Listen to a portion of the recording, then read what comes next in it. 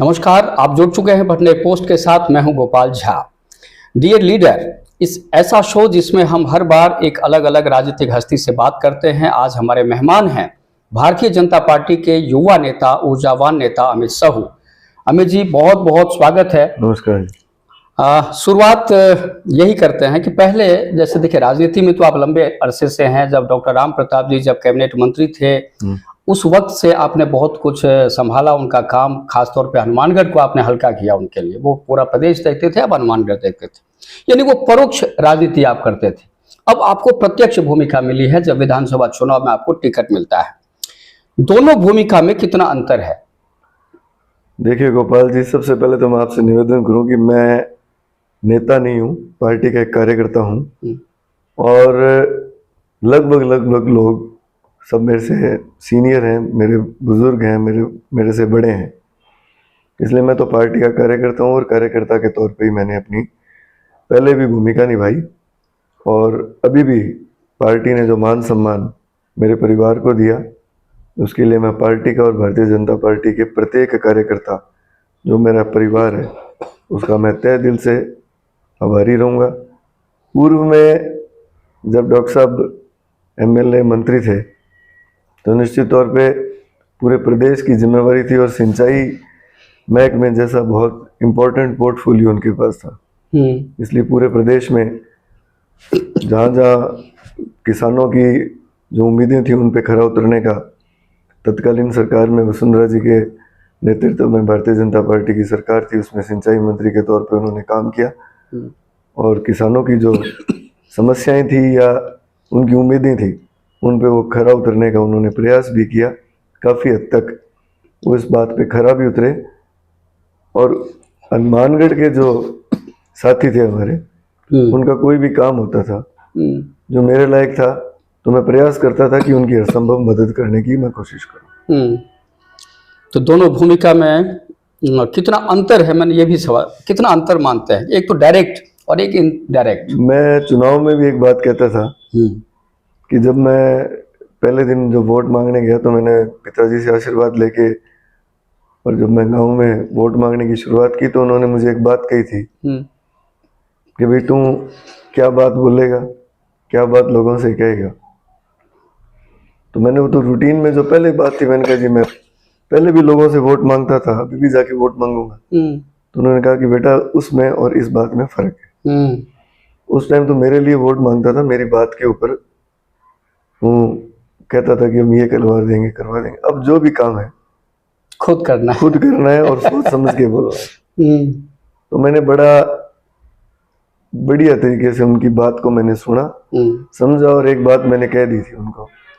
उस बात पे आज भी मैं कायम हूँ कि हनुमानगढ़ के विकास के लिए जिस तरह आप लोग प्रयासरत थे उसी प्रकार मैं भी प्रयासरत रहूंगा। और कहीं अगर मुझे कोई दिक्कत परेशानी भी आएगी तो मेरे पास डॉक्टर राम प्रताप जैसा एक अलादीन का चिराग है। तो जो भी मेरी समस्या आएगी या जो मुझे कहीं कमी महसूस होगी, पहली बात है उनके नाम पे ही जो उनके साथी आज कैबिनेट में है, वो मेरा उनके नाम की वजह से जहाँ भी मैं गया मेरा लाड भी रखा और मेरी बात भी सुनी उन्होंने। और कहीं हम लोगों को कोई कमी दिखती भी है तो वो डॉक्टर साहब उसको पूरी तरह से उस काम को कराने का प्रयास करते हैं। और हाँ, अभिभावक तो है ही वो, बिल्कुल निश्चित। अमित जी, कुछ तल्ख सवाल हैं आपके लिए, क्योंकि खासतौर पर जिस तरह की बातें होती रहती है और मैं चाहूँगा कि हर सवाल का जवाब माकूल दें आप। एक आरोप लगता है कि आप हमेशा चर्चा में बने रहते हैं। नेगेटिव पॉजिटिव अलग बात है, तो जानबूझकर चर्चा में रहना पसंद है या फिर यूं ही भाई लोगों की मेहरबानी है, क्या है? देखिए, राजनीति में अगर आप चर्चा में नहीं रहेंगे तो आप खत्म है। और चर्चा में रहना तो आरोप नहीं, अच्छी बात है। कोशिश करता हूं कि अच्छी बात में चर्चा में रहूं। गलत बात में चर्चा में जो मेरे साथी विरोधी साथी हैं वो ज्यादा रखते हैं मेरे को। पर मुझे भगवान पे भरोसा है, डॉक्टर राम प्रताप जी पे भरोसा है और उनके बताए हुए मार्गदर्शन पर मैं चलने का प्रयास करता हूँ और चलता भी हूँ। इसलिए गलत तरीके से तो मैं चर्चा में रहूंगा ही नहीं, ये मुझे पूरा विश्वास है। और आपके चैनल के माध्यम से मैं आज सभी जो हनुमानगढ़ वासी और जो भी इस वीडियो को देख रहे हैं उनको मैं इस बात के लिए आश्वस्त करूंगा और आश्वस्त करता हूं कि गलत बात पे चर्चा में नहीं रहूंगा। जो भी व्यक्ति या जो भी लोग मेरे बारे में गलत बात करते हैं तो एक बार जो लोग उनकी बात सुनते हैं उनको मैं यही निवेदन करूंगा कि एक बार उस बात की तह तक जाके मेरे से मिलें, उसके बाद में मेरे बारे में अपनी राय बनाएं। ठीक है। चलिए, भाजपा ने विधानसभा चुनाव में आपको मौका दिया टिकट देकर, लेकिन जनता ने विधानसभा जाने का रास्ता रोक दिया। आखिर चूक कहाँ से हुई? देखिए, एक मारवाड़ी में बहुत प्रसिद्ध गीत है, गीत तो मैं नहीं गा सकता पर उसकी चंद लाइनें मैं आपको चलिए गुनगुना के बता दीजिए। अगर वो गुनगुनाने वाला मामला तो नहीं है पर मैं बता सकता हूँ। हाँ। एक शानदार गीत है। और महाराणा प्रताप जब अकबर से किसी एक आधी बार वो हार गए थे युद्ध में, तो उस टाइम का ये गीत है कि कभी कभी जो शियार होते हैं, गादड़ कहते हैं जिसको मारवाड़ी में, उनसे शेर हार जाता है। समय का भरोसा नहीं होता, कब पलटी मार जाता है, चेंज हो जाता है। इसलिए ये तो देखो जनता जनार्दन है, उनको जो ठीक लगा उन्होंने किया। एक बात और थी कि जो मुझे कारण लगा कि हम लोग सब डॉक्टर राम प्रताप जी के नाम पे और उन्हीं के लिए तैयारी कर रहे थे। टिकट लास्ट मोमेंट पे चेंज हुई तो उस बात का कहीं ना कहीं मेरा पहला चुनाव था। लोगों को शायद मैं मेरी बात पे पूरी तरह से कन्विंस नहीं कर पाया, उनकी बात, उनकी उम्मीद डॉक्टर राम प्रताप जी से ज्यादा थी। तो हो सकता है ये कारण कही रहे हो। अगर पार्टी चेंज, जो पार्टी का मूड था, तो अगर वो 15 दिन 20 दिन महीना पहले जैसे भादरा में दिया था, पहले चेंज कर दिया था, तो उस तरह से अगर हो जाता तो शायद परिणाम अलग रहता। ज्यादा से ज्यादा मैं लोगों के बीच में जा पाता, क्योंकि उसके बाद में समय भी काफी कम था, मात्र 20 या 22 दिन का समय था। तो इस बीच में हम लोग जो डॉक्टर राम प्रताप जी के नाम पे तैयारी कर रहे थे उसको एकदम चेंज करना, लोगों का माइंड चेंज करना, उसमें कहीं ना कहीं मुश्किल रही। हाँ, नहीं, कार्यकर्ताओं ने भी कहा, खासतौर पे भाजपा कार्यकर्ताओं की बात कर रहा हूँ, उन्होंने कहा कि अगर ये टिकट डॉक्टर साहब को मिल जाता तो शायद वो बिल्कुल चुनाव जीत जाते। देखिए, डॉक्टर राम प्रताप जी निश्चित तौर पे चुनाव जीतते और अच्छे वोटों से चुनाव जीतते, और लोगों को ये भी था कि डॉक्टर राम प्रताप चुनाव जीतेंगे और मंत्री बनेंगे। बिल्कुल। तो एक ये भी लोगों के बीच में था। उसके बाद में थोड़ा सा लोगों को हुआ कि यार ये एकदम क्या किया पार्टी ने, तो थोड़ा सा उस वजह से हमारा थोड़ा जो मामला था, वो जो जिस तरीके से हम लोग तैयारी कर रहे थे डॉक्टर साहब के नाम पे, उसको एकदम चेंज करने के कारण ये परेशानी हुई, जो मुझे लगता है। अमित साहू के बारे में एक और कहा जाता है कि अमित साहू सॉफ्ट पॉलिटिक्स नहीं करते हैं, वो अग्रेसिव पॉलिटिक्स में भरोसा करते हैं और इसलिए कई बार वो नुकसान भी उठा लेते हैं। आप कितना सहमत हैं इस बात से? देखिए, मैं बास्केटबॉल का प्लेयर रहा हूँ ठीक है। और मैं जब गेम खेलता था तो उस टाइम भी अटैक पे खेलता था। क्या बात है। डिफेंस कम करता था। अच्छा। और भारतीय जनता पार्टी का प्रत्येक कार्यकर्ता हनुमानगढ़ विधानसभा का मेरा परिवार है, और उसके ऊपर अगर कहीं कोई व्यक्ति आंच लगाने की कोशिश करेगा, लांछन लगाने की कोशिश करेगा, तो निश्चित तौर पे मैं भारतीय जनता पार्टी के कार्यकर्ताओं के लिए अग्रेसिव होकर उनकी बात रखूंगा भी, आगे सुनूंगा भी, और उनके लिए अग्रेसिवनेस से काम भी करूंगा। और जहाँ तक भारतीय जनता पार्टी की बात है, उसमें बहुत एक बड़ा तबका है, वो ये कहता है कि अमित साहू की जो टीम है वो बहुत परफेक्ट टीम नहीं है, अनुभवी लोगों की कमी है वहाँ पर। तो जब अनुभवी लोग नहीं रहेंगे साथ में तो भला वो सुझाव कैसे दे सकते हैं? देखिए, और इससे नुकसान होता है अमित को। मेरी टीम वही है जो डॉक्टर राम प्रताप जी की टीम थी, और सभी के सभी अनुभवी लोग हैं। समय समय पर वो मुझे बढ़िया राय भी देते हैं, और अब तो डॉक्टर राम प्रताप जी के कहने के हिसाब से हम लोग चल रहे हैं। तो निश्चित तौर पे अगर कहीं थोड़ी बहुत कोई कमियां रही है तो आने वाले समय में उन चीज़ों को दुरुस्त करके लोगों के सामने इस बात को भी हम पेश करेंगे कि जो डॉक्टर राम प्रताप मंत्री थे या एमएलए थे उस टाइम के अमित में और आज के अमित में काफ़ी फर्क है। क्या बात है। एक है कि कई बार आप सोशल मीडिया पर अपना दर्द जाहिर कर देते हैं, किसी ने आपको धोखा दे दिया तो वो भी आप सार्वजनिक कर देते हैं, बात कर लेते हैं। कहा जाता है कि जब आप राजनीति में हैं तो आपको तो देखो ये जहर पीना पड़ेगा, उसको पचाना भी पड़ेगा, और आप पीने के लिए तैयार नहीं हैं। देखो, सोशल मीडिया एक प्लेटफॉर्म है अपने विचार व्यक्त करने का।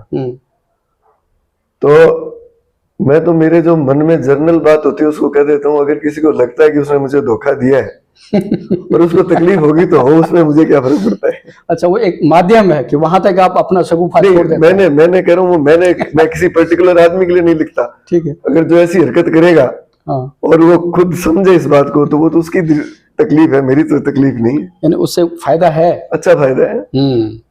चलिए, हनुमानगढ़ के विधायक कहते हैं कि अमित साहू या भाजपा प्रत्याशी बार बार वो कहते हैं कि आप हार पचा नहीं पा रहे हैं, क्या कहते हैं आप? देखिए, मैं ना तो उनकी टिप्पणियों पे जवाब देना चाहता और ना ही देना उचित समझूंगा। उनको हनुमानगढ़ की जनता ने मौका दिया है तो वो अपने पीछे के जो कर्मकांड है उनको सुधारने का काम करें और लोगों के बीच में अपनी अच्छी छवि बढ़ाएं। यही मैं उनको, मेरे से बड़े हैं, मैं उनको राय दूंगा कि इस तरह से करें तो अच्छा लगेगा। वो उनकी सोच है, मैं उनकी सोच पे ना तो मैं जाऊंगा और ना ही मैं उचित समझूं कि उनकी टिप्पणी पे मैं कोई बात करूं। चलिए, अब नगर परिषद की बात कर लेते हैं। शहर की सरकार कहते हैं इसे, और ये पहले कांग्रेस का बोर्ड था यहाँ पर, अब कांग्रेस और भाजपा दोनों का बोर्ड हो गया। ये सर्वदलीय, यानी एक दलीय नहीं रहा, यहाँ सर्वदलीय बोर्ड हो गया अब यहाँ। और आपके यानी भारतीय जनता पार्टी के जो अधिकांश पार्षद आपका साथ छोड़कर चले गए, क्या कहते हैं? देखिए, आपने कह दिया अभी, जब बोर्ड ही सर्वदलीय हो गया तो क्या भाजपा और क्या कांग्रेस, तो कांग्रेस वाले भी चले गए और भाजपा वाले भी चले गए। जो भारतीय जनता पार्टी के पार्षद हैं आज भी मेरे साथ हैं, जो चुनाव में थे वो भी मेरे साथ हैं। कहीं ना कहीं वो कांग्रेस के वाइस चेयरमैन को हटाने की जो प्रोग्राम था उसमें वो कहीं गए, तो वो कोई बड़ा इशू नहीं है। आपके चुनाव में भी कुछ पार्षद चले गए थे छोड़कर, साथ नेता प्रतिपक्ष ही साथ छोड़कर चले गए थे जो भारतीय जनता पार्टी के थे। वो देखो, कहीं ना कहीं किसी न किसी व्यक्ति का कोई ना कोई हित होता है, तो हित साधने में गए होंगे। अच्छा, जब हित नहीं सदेगा तो वापिस आ जाएंगे। अच्छा, और हित सद गया तो ठीक है। और एक देखिए कि हनुमानगढ़ के लोग बड़ी दुविधा में हैं, क्योंकि दो पावर सेंटर हो गए यहाँ पर, एक अमित साहू का और एक गणेश राजबंसल जो विधायक हैं। अब लोगों में कन्फ्यूजन ये है कि साहब एक उधर जाए या इधर जाए, है ना। और आप चूंकि विधायक ने भी भाजपा का समर्थन कर दिया है, सरकार का समर्थन कर दिया है पूरा, तो आप दोनों के बीच में सामंजस्य नहीं बैठ सकता क्या कोई? देखिए, ये सवाल मैंने विधायक से भी पूछा था, उन्होंने क्या जवाब दिया, ना तो मुझे इसमें इंटरेस्ट। मैं तो मेरी बात कह सकता हूँ कि भारतीय जनता पार्टी के कार्यकर्ताओं को किसी तरह की दुविधा में रहने की आवश्यकता नहीं है। भारतीय जनता पार्टी के लोगों के लिए डॉक्टर राम प्रताप जी का घर और परिवार पहले भी उनकी बात को सुनने के लिए और उनके काम कराने के लिए तैयार और तत्पर था। जब भारतीय जनता पार्टी की सरकार थी तब भी, नहीं थी तब भी, और आज भारतीय जनता पार्टी की सरकार है तब भी। तो भारतीय जनता पार्टी के जो कार्यकर्ता हैं उनके लिए तो पावर सेंटर नहीं कहूँगा, उनकी उम्मीद और उनकी बात को पूरा करने वाला डॉक्टर राम प्रताप जी का परिवार और उनका घर, और खुद डॉक्टर राम प्रताप जी बैठे हैं। इसलिए वो कहीं भारतीय जनता पार्टी के कार्यकर्ता दुविधा में नहीं है। और एमएलए ने साहब ने अगर भारतीय जनता पार्टी का समर्थन किया है, अच्छी बात है। निश्चित तौर पे वो प्रयास करें हनुमानगढ़ के विकास के लिए, वो अपने स्तर पे करेंगे, मैं अपने स्तर पे करूंगा। साथ मिलकर नहीं कर सकते? मेरी किसी से लड़ाई नहीं है, मैं बार बार कहता हूँ, मेरी किसी से लड़ाई नहीं है। मेरी कोई ना ही तो उनसे कोई जमीन की लड़ाई, ना ही मेरा कोई घर पड़ोसी हो जो मैं रोज उनके साथ लड़ता भी हूँ। राजनीतिक विचारधारा नहीं मिलती तो ठीक है, वो सामने मेरे चुनाव लड़े, चुनाव लोगों ने उनको जिताया, तो वो अपना प्रयास करें, मैं अपना प्रयास करूंगा। निश्चित तौर पे डबल प्रयास होंगे तो हनुमानगढ़ का विकास तेजी से होगा। और मैं भी यही कहूंगा कि विकास की तरफ ध्यान देना चाहिए, उनको माध्यम बनाया लोगों ने तो विकास करना चाहिए। नहीं, लेकिन सवाल इसलिए उठ रहा है कि नगर परिषद में हमने देखा कि काफी संख्या में तबादले करवाए आप लोगों ने, लेकिन वो तमाम तबादले निरस्त कर दिए जाते हैं दोबारा जब विधायक जाते हैं वहां पर। तो इससे एक मैसेज आता है कि आखिर हो क्या रहा है। देखिए, डॉक्टर राम प्रताप जी या अमित साहू तबादला करवाते हैं, गणेश राज बंसल विधायक के रूप में उसको कैंसिल करवा देते हैं। तो ये कंफ्यूजन तो है ना पार्टी में और लोगों में भी। देखो, मैं पहली बात तो आपको इस चैनल के माध्यम से एक ही बात बता दूं कि तबादले की राजनीति ना ही तो पहले की, ना आज की, और ना ही आगे करेंगे। कर्मचारी है वो, उसका हनुमानगढ़ के विकास में जितने भी कर्मचारी लगे उनका मैं सम्मान करूंगा, करता हूं। मेरा पूरा परिवार सम्मान करता है, चाहे वो किसी भी पार्टी से अपना संबंध रखते हो। क्योंकि देखो, राजनीतिक सोच रखना हर व्यक्ति का अधिकार है और उसकी स्वतंत्रता भी है। उस पर कुठाराघात नहीं करना चाहिए किसी को भी। तबादला है वो, सरकार जब चेंज होती है तो एक रूटीन प्रोसेस है, उस प्रोसेस के तहत ट्रांसफर पोस्टिंग्स हुई थी, वापिस हो गई, अच्छी बात है। और मैं तो पहले भी मैंने एक दो चैनल के माध्यम से एक बात कही थी और आपके माध्यम से भी मैं ये बात कहूँगा कि हनुमानगढ़ के विकास के लिए, हनुमानगढ़ के लोगों के लिए ईमानदारी से काम करने वाला प्रत्येक कर्मचारी मेरे लिए श्रद्धेय है। अगर कहीं वो कोई राजनीति का शिकार हुआ है तो निश्चित तौर पे मैं उसकी मदद करने के लिए हर संभव तैयार हूँ। मुझे इस लायक वो समझे तो निश्चित तौर पे मैं उसकी मदद करूँगा। वो चाहे किसी भी पार्टी से बिलोंग करता हूँ, मुझे उससे कोई फर्क नहीं पड़ता। सिर्फ मेरा ध्येय इतना ही है, मेरे परिवार का ध्येय इतना ही है, डॉक्टर राम प्रताप जी का ध्येय इतना ही है कि वो व्यक्ति हनुमानगढ़ के विकास में सहयोग करे। अगर हनुमानगढ़ के लोगों को तकलीफ पहुंचाने का काम करेगा, चाहे वो भारतीय जनता पार्टी का हो, कर्मचारी या किसी भी पार्टी से संबंध रखता हो, उसके हनुमानगढ़ में मेरे हिसाब से जगह नहीं होनी चाहिए। अमित जी, एक लास्ट सवाल ये है कि भारतीय जनता पार्टी के जिलाध्यक्ष के साथ आपके अनबन की चर्चा खूब होती है और आपके समर्थक सोशल मीडिया पर उनको ट्रोल भी करते हैं, और अब तो ये बात है कि भाजपा कार्यालय में जाकर मुर्दाबाद के नारे भी लगते हैं। सवाल ये उठता है कि भारतीय जनता पार्टी का ये नया अनुशासन कहाँ से आ गया? देखिए, भारतीय जनता पार्टी एक अनुशासित पार्टी है, इसमें कहीं दो राय नहीं। बड़ा परिवार है, छोटी मोटी बातें होती रहती हैं। जिलाध्यक्ष हमारे लिए सम्माननीय पद है। हम सब लोग जिलाध्यक्ष के पद पे जो भी व्यक्ति बैठता है उसका सम्मान करना, उसकी बात को रखना हम लोगों का परम कर्तव्य है और रहेगा, पहले भी था और अभी भी रहेगा। दूसरी बात, जिलाध्यक्ष से अनबन की जो बात आप कर रहे हैं वो मेरे साथ पड़ा हुआ है, मेरा मित्र है। अनबन जैसी कोई बात नहीं है। अगर किसी और के मन में या उनके खुद के मन में तो वो जाने, हमारी तरफ से या मेरे परिवार की तरफ से कोई अनबन वाली बात नहीं है। जो पार्टी कार्यालय में घटनाक्रम हुआ उस दिन भी मैंने जब मीटिंग थी तो मैंने मंच से एक बात कही थी कि हम लोग पार्टी के अनुशासित कार्यकर्ता है। मीटिंग के अंदर कोई भी व्यक्ति अगर किसी के मन में पीड़ा है किसी तरह की तो आप मीटिंग के बाद में अपने बात करेंगे। और मीटिंग के बाद में जो चर्चा हुई, बातचीत हुई, उसकी वजह से और जो कार्यकर्ता हुआ, जो मामला हुआ और जो कार्यकर्ता बोल रहे थे, उसका मुख्य कारण जो मुझे बाद में समझ में आया जब या मुझे वहीं पता लगा कि जो दो मंडल अध्यक्ष के उनको एज अ मंडल अध्यक्ष वहां बुलाया गया था और उनकी जगह किसी दूसरे व्यक्ति को मंडल अध्यक्ष के तौर पे उन्होंने वहां नाम उनकी घोषणा कर दी थी।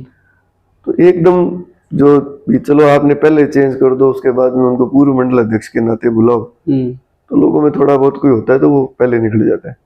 तो आप मौके पे अगर किसी आदमी को चेंज करोगे, मानव स्वभाव है, तो उस हिसाब से थोड़ा बहुत कुछ हुआ। मैंने शांत कराने का प्रयास भी किया, कुछ कार्यकर्ता वहाँ बैठ भी गए थे तो उनको मैंने उठाने का प्रयास किया था। और बड़ा दल है, बड़ी पार्टी है, छोटी मोटी बातें होती रहती हैं। अब घर में जितने बर्तन होंगे थोड़े बहुत खड़केंगे भी आपस में, आवाज भी आएगी, अच्छी बात है। चलिए, बहुत बहुत धन्यवाद। ये हैं अमित साहू, भारतीय जनता पार्टी के नेता हैं और डियर लीडर में आज हमारे मेहमान हैं। और अगले एपिसोड में हम किसी और राजनीतिक हस्ती के साथ आपसे रूबरू होंगे, मुलाकात करेंगे। तब तक दीजिए इजाजत। नमस्कार।